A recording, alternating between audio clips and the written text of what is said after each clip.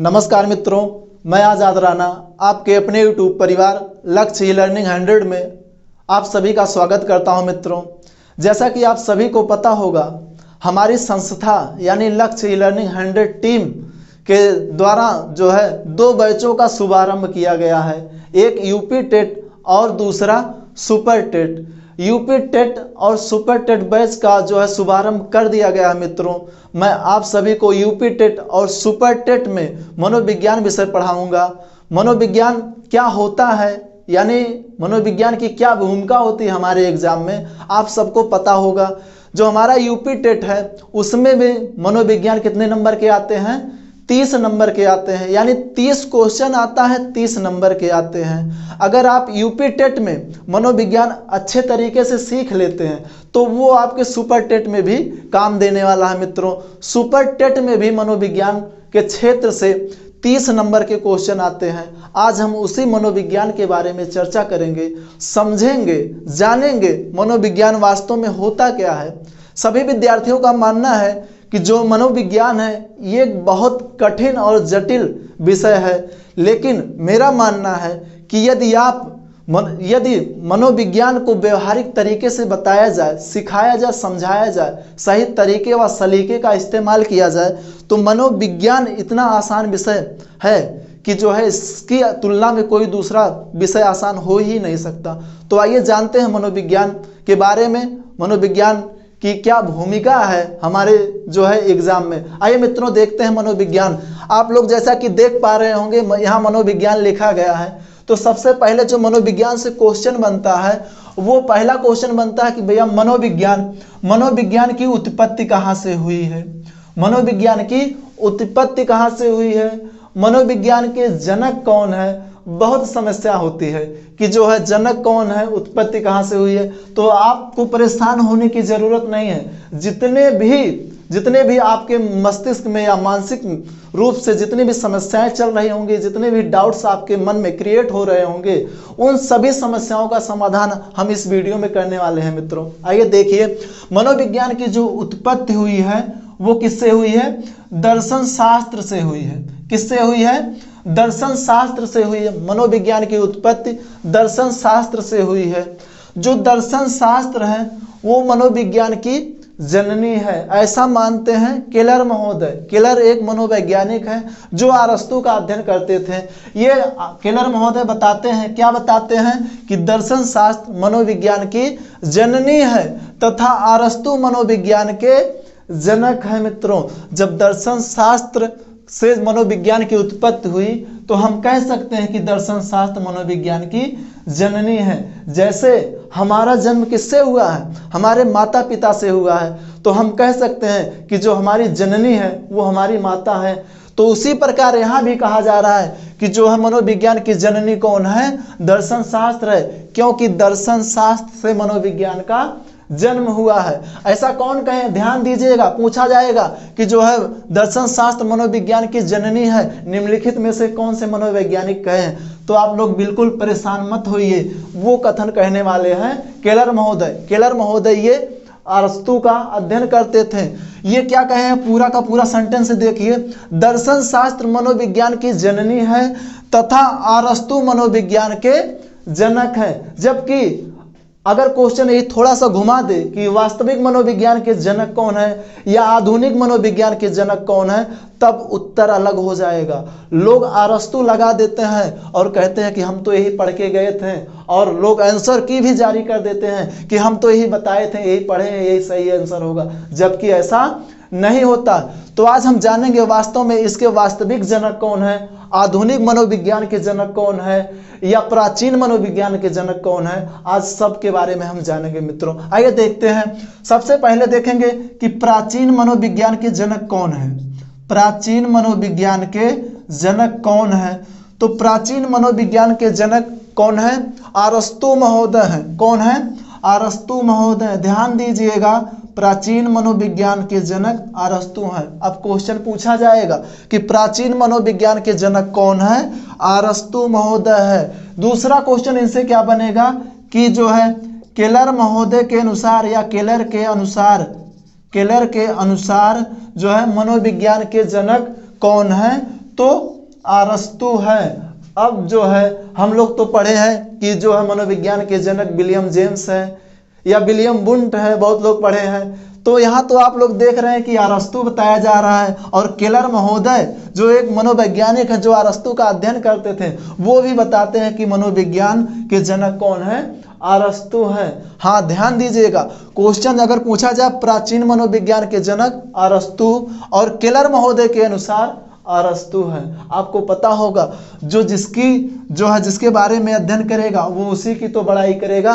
तो जो केलर महोदय थे अरस्तु का अध्ययन करते थे, तो इन्हीं को जो है क्या मान लेते हैं, जनक मान लेते हैं। लेकिन अब क्वेश्चन घुमा के पूछ ले तो क्या बताएंगे, जैसे पूछ ले मनोविज्ञान के जनक कौन है, मनोविज्ञान के ऐसे नॉर्मली में पूछ ले कि मनोविज्ञान के जनक कौन है, या मनोविज्ञान के वास्तविक जनक कौन है, या आधुनिक मनोविज्ञान के कौन जनक है, आधुनिक मनोविज्ञान के जनक, या जो है अमेरिका में मनोविज्ञान का जनक किसको माना जाता है।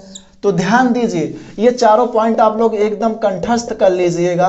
क्या कहा जा रहा है, कहा जा रहा है मनोविज्ञान के जनक कौन है, मनोविज्ञान के वास्तविक जनक कौन है, या रियल फादर ऑफ साइकोलॉजी, यानी मनोविज्ञान के वास्तविक या मनोविज्ञान के वास्तविक पिता कौन है। तो ध्यान दीजिएगा।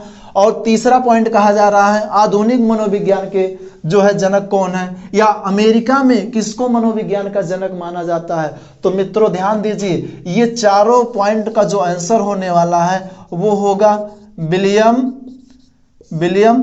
जेम्स। कौन, विलियम जेम्स।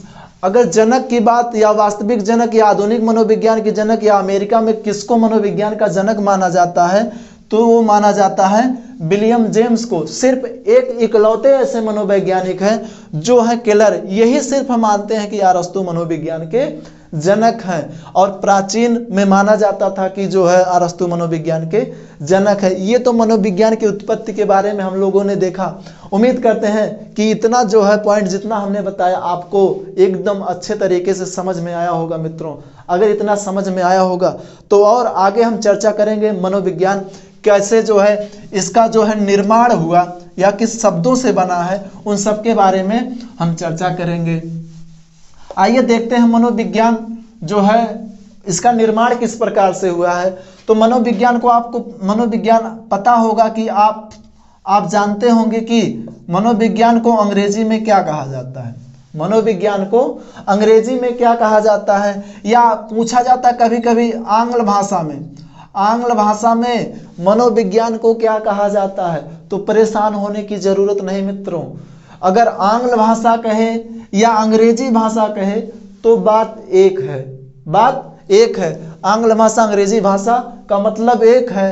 तो अंग्रेजी भाषा में क्या कहा जाता है, अंग्रेजी भाषा में जो है मनोविज्ञान को साइकोलॉजी कहा जाता है। क्या कहा जाता है, साइकोलॉजी कहा जाता है। आंग्ल भाषा में जो है मनोविज्ञान को साइकोलॉजी कहा जाता है। अब साइकोलॉजी जो है इसका निर्माण कहाँ से हुआ, यानी किससे इसका निर्माण हुआ है। तो साइकोलॉजी का जो निर्माण हुआ है ग्रीक भाषा या यूनानी भाषा, ग्रीक भाषा या यूनानी भाषा, या इसी को ग्रीस भाषा भी कहा जाता है। अगर आए क्वेश्चन की ग्रीक भाषा का शब्द से बना है साइकोलॉजी, या यूनानी भाषा, या ग्रीस भाषा, तो परेशान मत होइएगा मित्रों, ग्रीक भाषा, यूनानी भाषा, ग्रीस भाषा एक ही है। तो साइकोलॉजी शब्द का निर्माण जो है ग्रीक भाषा के दो शब्दों से मिलकर हुआ है। वो दो शब्द कौन है, आइए देखते हैं। पहला है साइके और दूसरा है, पहला क्या है, साइके, और दूसरा जो है वो है लोगोस, या लोगस भी कहते हैं। क्या है, लोगस। आइए देखते हैं, जो हमारा साइके है और लोगस है, यानी साइके प्लस लोगस से मिलकर हमारे साइकोलॉजी शब्द का निर्माण हुआ, जिसका हिंदी रूपांतरित मनोविज्ञान कहा जाता है। तो साइके का जो क्या अर्थ होता है, तो साइके का जो अर्थ होता है वो होता है आत्मा। क्या होता है, साइके का जो अर्थ होता है वो होता है आत्मा। और लोगस का क्या अर्थ होता है, लोगस का अर्थ होता है मित्रों अध्ययन करना। लोगस का अर्थ होता है अध्ययन करना। अब आपको स्पष्ट रूप से समझ में आया होगा कि साइकोलॉजी शब्द जो बना है, साइकोलॉजी का निर्माण ग्रीक या यूनानी या ग्रीस भाषा के दो शब्दों से मिलकर बना है। एक है साइके, दूसरा है लोगस। साइके का मतलब होता है आत्मा और लोगस का मतलब होता है अध्ययन करना। अगर हम साधारण परिभाषा की बात करें कि मनोविज्ञान या साइकोलॉजी को जो है किस तरीके से परिभाषित कर सकते हैं, तो आपको जो है एकदम स्पष्ट रूप से समझ में आया होगा कि यहाँ कहा जा रहा है आत्मा और यहाँ कहा जा रहा है अध्ययन करना। तो हम लोग नॉर्मली भाषा में कह सकते हैं, साधारण परिभाषा में कह सकते हैं कि आत्मा का अध्ययन करना ही मनोविज्ञान है या साइकोलॉजी है। इससे भी जो है हम लोग अंदाजा लगा सकते हैं या कह सकते हैं कि आत्मा का अध्ययन करना ही मनोविज्ञान है। लेकिन बहुत सी विडंबनाएं हैं मनोविज्ञान में। बहुत से लोग कहते हैं आत्मा का विज्ञान है, बहुत से लोग कहते हैं मन का विज्ञान है, बहुत से लोग कहते हैं चेतना का विज्ञान है, बहुत से लोग कहते हैं व्यवहार का विज्ञान है। तो जितनी भी समस्याएं आपके मन में क्रिएट हो रहे हैं उन सबका समाधान किया जाएगा, बट स्टेप बाय स्टेप आप लोग वीडियो को या क्लास को देखते रहिए। जो है यहाँ तक मित्रों उम्मीद करते हैं कि आप लोगों को समझ में आया होगा जी। आइए आगे देखते हैं क्या है प्रोसेस इस मनोविज्ञान की जो है क्षेत्र में। एक क्वेश्चन आप लोग ध्यान दीजिएगा कि मनोविज्ञान शब्द का सर्वप्रथम प्रयोग किसने किया था। एक क्वेश्चन यहां से आता है, सर्वप्रथम शब्द का प्रयोग, शब्द जो है मनोविज्ञान, इसका सर्वप्रथम प्रयोग किसने किया था, तो वो किए थे रूडोल्फ गोल्कै। गोल्कै या गोल्किल मिलता है या गोल्कस मिलता है, तो ध्यान दीजिएगा जो सर्वप्रथम मनोविज्ञान शब्द का प्रयोग किए थे वो रूडोल्फ गोल्कै किए थे। ये कब किए थे, 1590 ईस्वी को जो है 1590 ईस्वी को रूडोल्फ गोल्कै या गोल्कै के द्वारा मनोविज्ञान शब्द का सर्वप्रथम प्रयोग किया गया था। मित्रों ध्यान दीजिएगा, मनोविज्ञान शब्द की अगर सर्वप्रथम प्रयोग किसने किया था, रूडोल्फ गोल्कै या गोल्कै ने किया था।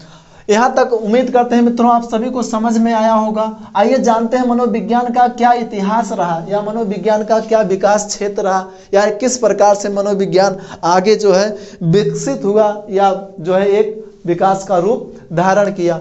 तो इतिहास, मनोविज्ञान का इतिहास हम लोग देखेंगे।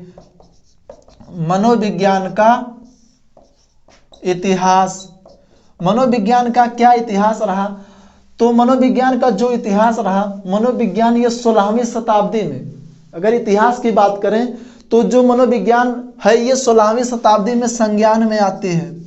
16वीं शताब्दी में दर्शन शास्त्र से मनोविज्ञान अलग होता है। कब, 16वीं शताब्दी में। और इसी 16वीं शताब्दी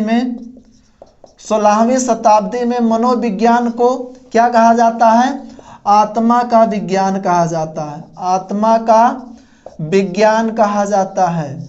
जब हमारा मनोविज्ञान दर्शन शास्त्र से अलग हुआ तब कौन सी शताब्दी थी, 16वीं शताब्दी चल रही थी। और 16वीं शताब्दी में मनोविज्ञान को क्या कहा जाता था, आत्मा का विज्ञान कहा जाता था। अब आप लोगों जो है ध्यान दीजिए, अभी तक हम लोगों ने क्या पढ़ा, साइके का मतलब होता है आत्मा और लोगोस का मतलब क्या होता है, अध्ययन करना। हमने बताया भैया साधारण परिभाषा में क्या कह सकते हैं, आत्मा का अध्ययन करना ही साइकोलॉजी है। आप लोग देख पा रहे होंगे कि सर्वप्रथम जो है मनोविज्ञान को क्या कहा जाता था, आत्मा का विज्ञान कहा जाता था।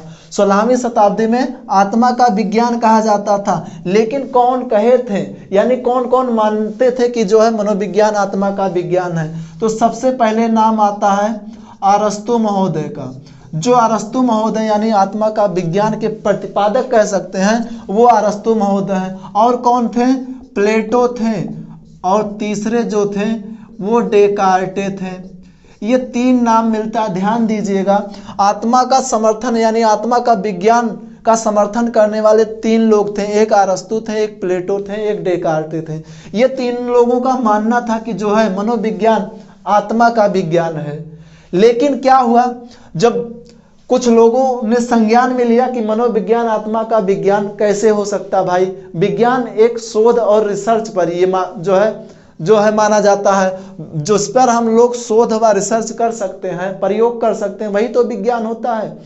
तो जब लोगों ने पूछा इनसे, अरस्तु और प्लेटो या डेकार्टेस यानी आत्मा का विज्ञान मानने वालों लोगों से, जब अन्य लोगों ने पूछा कि भैया जो है मनोविज्ञान आत्मा का विज्ञान कैसे है, तो जब पूछा तो ये लोगों ने जो है जवाब देने में हिचकिचाए कि जो है मनोविज्ञान में हम लोग आत्मा का विज्ञान कहते हैं। तो फिर लोगों ने क्या कहा कि जो है मनोविज्ञान, भैया अगर आत्मा का विज्ञान है तो आत्मा को तो हम लोग तो देख नहीं सकते, फिर इसका कैसे अध्ययन करेंगे, कैसे रिसर्च करेंगे, कैसे शोध करेंगे।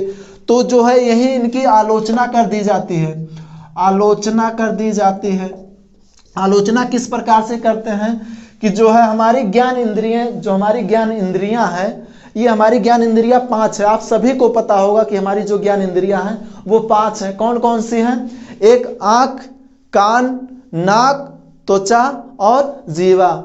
ये जो हमारी ज्ञान इंद्रियां हैं, इनसे जो कुछ हम सीखते हैं या संग्रहण करते हैं, वो सीधे कहा जाता है आत्मा में जाता है। ये कौन मानते थे? अरस्तु और प्लेटो, डेकार्टे। ये मानते थे कि ज्ञान इंद्रियों के माध्यम से जो कुछ भी हम सीखते हैं, वो सीखने का प्रक्रिया या सीखने का संग्रहण या एकत्रित किया हुआ वो भाग कहाँ जाता है? आत्मा में जाता है। लेकिन ऐसा कुछ नहीं होता। जो हम ज्ञान इंद्रियों के माध्यम से सीखते हैं वो कहाँ जाता है? मन में जाता है या मस्तिष्क में जाता है। तो आलोचना कर देते हैं कि जो हम सीखते हैं वो कहाँ जाता है? मन में जाता है या मस्तिष्क में जाता है। फिर यही आलोचना हो जाती है 16वीं शताब्दी में आत्मा के विज्ञान को। फिर आती है 17वीं शताब्दी। 17वीं शताब्दी में मनोविज्ञान को क्या कहा जाता है मित्रों? आप सबको पता होगा, आप सब याद किए होंगे। तो आइए देखते हैं जो दूसरा जो हमारा चरण है मनोविज्ञान के विकास के क्रम का, वो 17वीं शताब्दी में 17वीं शताब्दी में क्या कहा जाता है मनोविज्ञान को? 17वीं शताब्दी में मनोविज्ञान को मन का विज्ञान कहा जाता है। क्या कहा जाता है? मन का विज्ञान कहा जाता है। मन का विज्ञान ये कौन कहे थे? मन का विज्ञान कहने वाले जो थे वो थे पंपोनाजी। ये जो है ये कहते हैं कि जो है मनोविज्ञान हमारा मन का विज्ञान है।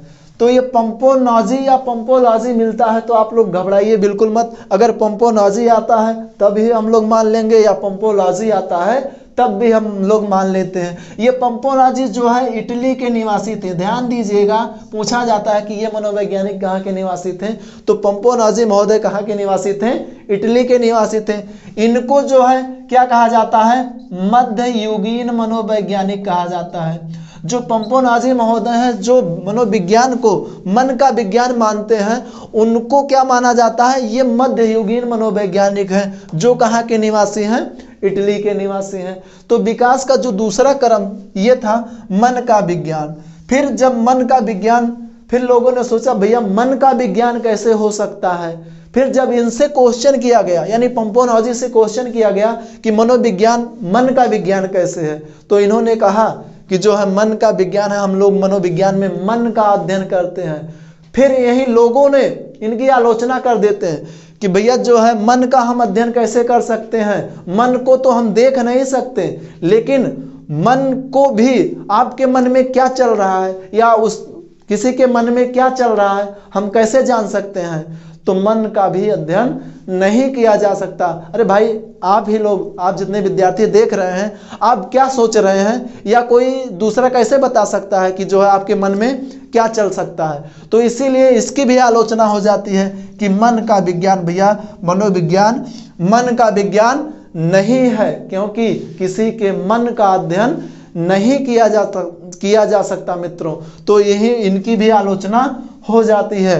तो आत्मा की आलोचना हो गई, मन की आलोचना हो गई। इसके बाद क्या आता है, आइए देखते हैं अगला जो है चरण क्या है। तो अगले चरण की बात करें, मन के बाद आता है भैया चेतना का विज्ञान। क्या आता है? मन के बाद आता है चेतना का विज्ञान। अगर तीसरा चरण हम कहें मनोविज्ञान के इतिहास के विकास का तीसरा चरण जो है वो है चेतना का विज्ञान। चेतना का विज्ञान, चेतना का विज्ञान। ये चेतना का विज्ञान कौन कहते हैं? आइए देखते हैं चेतना का विज्ञान मानने वाले कौन कौन होते हैं। तो चेतना का विज्ञान सर्वप्रथम जो नाम मिलता है वो मिलता है विलियम वुंट या विलियम वुंट का नाम मिलता है। और दूसरा जो नाम मिलता है वो नाम मिलता है विलियम जेम्स। और तीसरा जो नाम मिलता है वो नाम मिलता है जेम्स सली। ध्यान दीजिएगा, अगर ये जेम्स सली नहीं कहीं कहीं मिलता है जेम्स सिली तो परेशान होने की जरूरत नहीं है। चेतना का विज्ञान जो था इसको मानने वाले कौन कौन थे?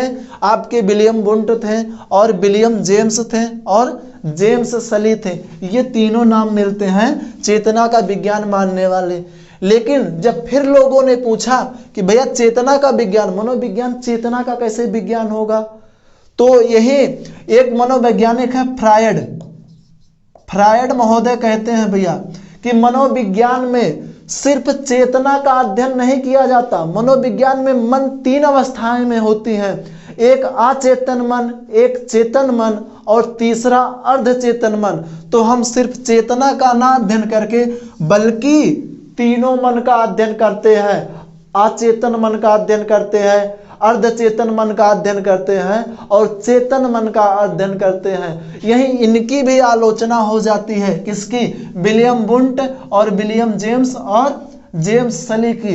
इनकी भी जब आलोचना हो जाती है तो उसके बाद अब बात आती है कि मनोविज्ञान अब वास्तव में किसका विज्ञान माना जाए। अभी तक जितने भी तर्क वितर्क दिए गए वो सब फ्लॉप हो गए, वे सब गलत हो गए, वो विज्ञान पे आधारित नहीं हुए। तो इसके बाद जो चौथा चरण है विकास का वो आता है व्यवहार का विज्ञान। क्या आता है? व्यवहार का विज्ञान। जब व्यवहार का विज्ञान आता है, यानी व्यवहार का विज्ञान किसने कहा था? तो जो चौथा विकास का जो चौथा चरण है, मनोविज्ञान के विकास का चौथा चरण है जो है व्यवहार का विज्ञान। व्यवहार का विज्ञान मानने वाले कौन थे? तो आप सभी को पता होगा वाटसन महोदय जो थे, जेबी वाटसन ये महोदय मानते हैं कि जो मनोविज्ञान हमारा है वो व्यवहार का विज्ञान है। मनोविज्ञान जो है वो व्यवहार का विज्ञान है। और इनके समर्थक में अगर हम कहें कि व्यवहार का विज्ञान और कौन कौन मानते थे, तो आपके व्यवहारवादी जितने भी मनोवैज्ञानिक हैं वो जैसे हो गए पावलाव। कौन हो गए? पावलाव हो गए, स्किनर हो गए, हल हो गए और थॉर्नडाइक हो गए। ये जो है पावलाव, स्किनर, हल, थॉर्नडाइक, ये सब व्यवहारवादी मनोवैज्ञानिक हैं। व्यवहार का विज्ञान मानते थे मनोविज्ञान को। ध्यान दीजिएगा, व्यवहार का विज्ञान कब माना जाता है? पूछा जाता है किस शताब्दी में मनोविज्ञान को व्यवहार का विज्ञान माना जाता है। तो मित्रों ध्यान दीजिए, जो व्यवहार का विज्ञान माना जाता है ये 20वीं शताब्दी में माना जाता है। कब माना जाता है व्यवहार का विज्ञान? 20वीं शताब्दी में माना जाता है। और चेतना का विज्ञान कब माना जाता है? चेतना का विज्ञान 19वीं शताब्दी में माना जाता है। तो अगर पूछा जाए, अब ध्यान दीजिए, आप सबको क्वेश्चन का जवाब देना है कमेंट बॉक्स में। 16वीं शताब्दी में मनोविज्ञान को क्या माना जाता है? आत्मा का विज्ञान माना जाता है। वहीं इसकी आलोचना हो जाती है क्योंकि हम ज्ञान इंद्रियों के माध्यम से जो भी सूचनाएं संग्रहण करते हैं वो आत्मा में ना जाकर कहाँ जाते हैं? मन एवं मस्तिष्क में जाते हैं। जब इसकी आलोचना हो जाती है तो आता है मन का विज्ञान। मन का विज्ञान कब माना जाता है? 17वीं शताब्दी में मन का विज्ञान माना जाता है। मन के विज्ञान की भी आलोचना हो जाती है, तब हमारा माना जाता है चेतना का विज्ञान। चेतना का विज्ञान कब माना जाता है? 19वीं शताब्दी में माना जाता है। 19वीं शताब्दी में जब चेतना का विज्ञान की आलोचना हो जाती है तो उसके बाद जो है आता है 20वीं शताब्दी। 20वीं शताब्दी में मनोविज्ञान को व्यवहार का विज्ञान माना जाता है। और ये जो है अभी वर्तमान में यही प्रक्रिया या यही विज्ञान के रूप में हम लोग मनोविज्ञान का अध्ययन करते हैं। व्यवहार का विज्ञान मानने वाले कौन हैं? वाटसन महोदय हैं। और इनके समर्थक कौन कौन हैं? पावलाव, स्किनर, हल एवं थॉर्नडाइक आदि। ठीक, तो इसके जो प्रतिपादक की बात करें तो वाटसन महोदय हैं। ध्यान दीजिए, व्यवहार का विज्ञान मानने वाले वाटसन हैं, लेकिन क्वेश्चन इतना नॉर्मली अब तो पूछता नहीं। क्वेश्चन अब आयोग का काम है कि क्वेश्चन को घुमाकर पूछे। अब क्वेश्चन अगर दूसरे तरीके से पूछ ले, जैसे देखिए क्वेश्चन अगर पूछ ले व्यवहार शब्द का सर्वप्रथम प्रयोग किसने किया?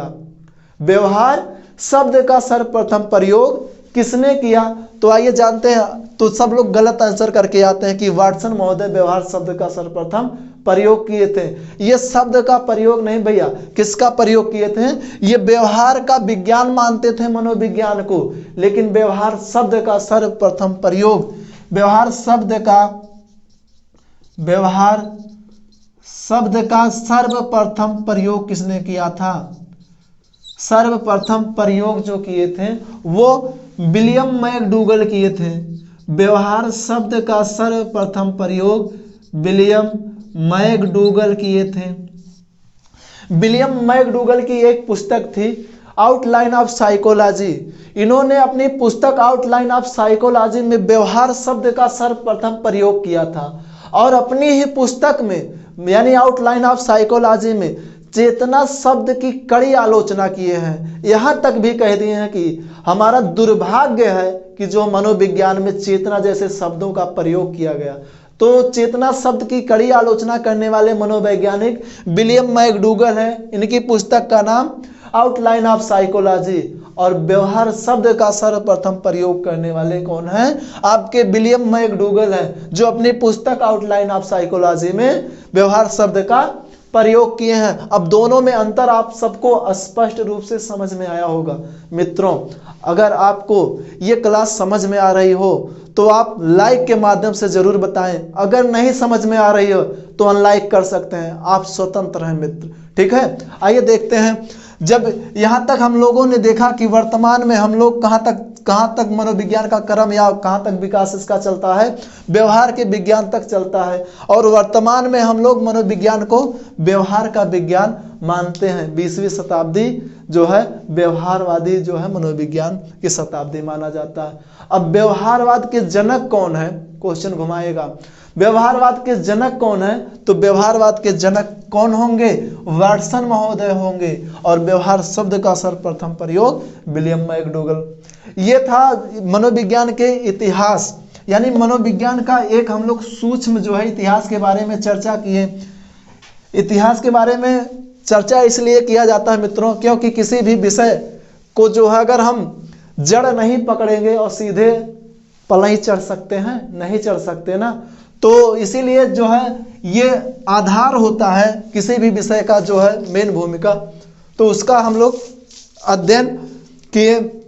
इसके बाद आइए देखते हैं, इसके बाद जो मित्रों है कि जो है शिक्षा मनोविज्ञान में मनोविज्ञान की प्रयोगशालाएं खोली गई। वो प्रयोगशालाएं देखिए, आइए देखते हैं। प्रयोगशाला मनोविज्ञान में प्रयोगशाला, मनोविज्ञान में प्रयोगशाला, मनोविज्ञान में प्रयोगशाला। यहां से एक क्वेश्चन आता है, बहुतों बार आया हुआ टेट में कि जो है मनोविज्ञान की प्रयोगशाला कहाँ स्थापित की गई। तो आइए देखते हैं मनोविज्ञान की प्रयोगशाला। देखेंगे हम लोग विश्व की सबसे पहली प्रयोगशाला कहाँ स्थापित किया गया था? विश्व की सबसे पहली मनोवैज्ञानिक प्रयोगशाला यह स्थापित कहाँ किया गया था मित्रों? आप सभी को पता होगा कि जर्मनी में किया गया था। जर्मनी में विश्व की प्रथम मनोवैज्ञानिक प्रयोगशाला की स्थापना की जाती है। कहाँ की जाती है? जर्मनी में। कब किया जाता है? तो 1879 ईस्वी में मनोविज्ञान प्रयोगशाला की प्रथम प्रयोगशाला की स्थापना की जाती है जर्मनी में। जर्मनी में कहाँ? जर्मनी के लिप्जिंग शहर में मनोविज्ञान की प्रथम प्रयोगशाला खोली जाती है। लिप्जिंग शहर कह सकते हो या लिप्जिंग नाम की एक विश्वविद्यालय थी जर्मनी में, जिसमें जो है मनोविज्ञान की प्रथम प्रयोगशाला खोली जाती है, जिसका वर्तमान नाम है कार्ल मार्क्स विश्वविद्यालय, जिसका वर्तमान नाम है कार्ल मार्क्स विश्वविद्यालय। तो ध्यान दीजिएगा कि विश्व में या सबसे पहली मनोविज्ञान की प्रयोगशाला जर्मनी के लिप्जिंग शहर में 1879 ईस्वी में खोली गई। लेकिन जो है प्रयोगशाला कौन खोले थे, यानी प्रयोगशाला की स्थापना किसने की थी? तो विलियम बुंट महोदय जो है मनोविज्ञान की प्रथम मनोवैज्ञानिक प्रयोगशाला कौन खोलते हैं? William Wundt. कहाँ खोलते हैं? जर्मनी में। कब खोलते हैं? 1879 ईस्वी में। तो ध्यान दीजिएगा, सन भी पूछा जाता है, स्थान भी पूछा जाता है, और किसने खोला था ये भी पूछा जाता है। विश्व की सबसे पहली ये है। अब ये तो लगभग सभी लोग जानते हैं और सभी टीचर बता भी देते हैं कि विश्व की सबसे पहली प्रयोगशाला जर्मनी में खोली गई। लेकिन मित्रों ध्यान दीजिए, अब ये ट्रेंड पुराना हो गया। अब देखिए, अगर पूछ ले मनोविज्ञान की दूसरी प्रयोगशाला कहाँ स्थापित की गई, यानी किसने किया था, तो आइए देखते हैं। मनोविज्ञान की जो है विश्व की दूसरी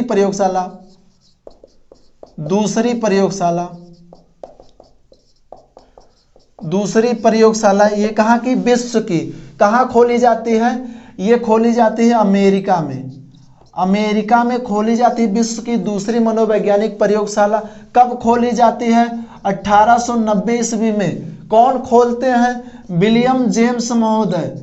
विलियम जेम्स महोदय। देखो, विश्व की सबसे पहली मनोवैज्ञानिक प्रयोगशाला 1879 ईस्वी में जर्मनी के लिप्जिंग शहर में खोली जाती है। लेकिन विश्व की दूसरी मनोवैज्ञानिक प्रयोगशाला अमेरिका के कैम्ब्रिज शहर में 1890 ईस्वी में विलियम जेम्स द्वारा खोला जाता है। मित्रों, ये तो विश्व की बात हो गई, विश्व की बात हो गई। अब हम देखेंगे कि जो है हमारे भारत में मनोविज्ञान की प्रयोगशाला कब खोली गई। यहाँ तक आपको जो है जितनी भी बातें बताई गई वो स्पष्ट रूप से आप लोग सीखे होंगे। आइए चलते हैं हमारे भारत में जो है मनोविज्ञान की प्रयोगशाला कब खोली गई। अब क्वेश्चन आएगा कि भारत में सर्वप्रथम मनोविज्ञान की प्रयोगशाला कहाँ खोली गई, कब खोली गई, किसने खोला था? तो भारत में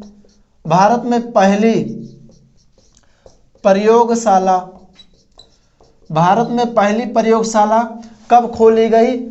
तो जो है कहाँ खोली गई? पहला क्वेश्चन कहाँ? कोलकाता में खोला गया। भारत की पहली मनोवैज्ञानिक प्रयोगशाला कोलकाता में खोला गया। कब खोला गया था? 1916 ईस्वी में। ध्यान दीजिएगा, भारत में प्रथम या भारत की पहली मनोवैज्ञानिक प्रयोगशाला कोलकाता में 1916 ईस्वी में खोली जाती है।